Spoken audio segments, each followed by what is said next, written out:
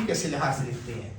पहले अगर x की 4 से स्टार्ट हो रहा है तो x की 4 के बाद x की 3, फिर x की 3 के बाद x की 2 और x की 2 के बाद x और x के बाद x के बगैर वाली की वैल्यू लिखते हैं। तरतीब का होना इंतहाई ज़रूरी है, वीडियो बना दो, इंतहाई ज़रूरी है तरतीब। अगर अब देखो ना x की 3 के बाद आप x की कीमत नहीं ले सकते, x की 3 के बाद x की 2 ही आनी है।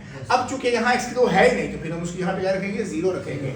तो अब हम शुरू कर रहे हैं इस सवाल को, जरा देखिएगा। बिस्मिल्लाहिर्रहमानिर्रहीम। सवाल लिया, ये सिंथेटिक डमीन का ग्राफ आ गया। अब x की 3 की रकम क्या आ गई है, 4। अब इसके बाद किसकी बारी होनी है, x की 2 की। अब बकर को समझ आ रही है?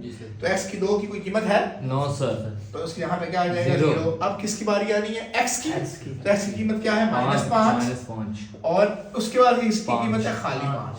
कोई डाउट? देखिए ये x की 3 की वैल्यू आ गई 4। अब x की 2 है कोई? तो उसकी वैल्यू 0 लगा दी। फिर x की वैल्यू आ गई -5 और फिर ये 2 के बाद फिर x के बाद आगे वैल्यू लगा दी। अब x + 3 है, इसको 0 के इक्वल रख के x = -3 आ जाएगा। इसको यूज करेंगे -3 को। तो मैंने क्या किया कि ये -3 रख दिया। पहली रकम को सेम नीचे एज इट इज उतार देना है। तो 3 4 12 प्लस माइनस माइनस। अब 12 और 0 कितना होता है, -12 होता है। हाँ जी, होता है कि नहीं होता है? होता है ना। अब फिर माइनस माइनस प्लस, 3 12 36। प्लस तो नहीं लगता था। नहीं, माइनस माइनस प्लस ला दो।